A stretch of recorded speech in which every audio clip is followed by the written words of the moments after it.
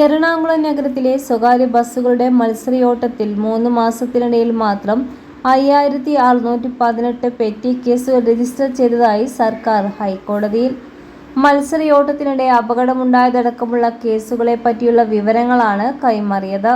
Bus ഡ്രൈവർമാർക്കെതിരെ 167 കേസുകൾ എടുത്തു. അലക്ഷ്യമായി ഡ്രൈവിംഗിനെതിരെ സ്ഥിരമായ ജാഗ്രത വേണമെന്ന് ജസ്റ്റിസ് ദേവൻ രാമചന്ദ്രൻ മുന്നറിയിപ്പ് നൽകി. നടപടി റിപ്പോർട്ടുകൾ തുടർച്ചയായി കോടതിയിൽ സമർപ്പിക്കണമെന്നും അലക്ഷ്യ ഡ്രൈവിംഗ് നടത്തി രക്ഷപ്പെടാമെന്ന ചിന്താഗതി അനുവദിക്കാനാകില്ല എന്നും കോടതി അറിയിച്ചു. അതേസമയം കേസിൽപ്പെട്ട പല ഡ്രൈവർമാർക്കും ക്രിമിനൽ പശ്ചാത്തലമുണ്ടെന്ന് പോലീസ് കണ്ടെത്തിയിട്ടുണ്ട്.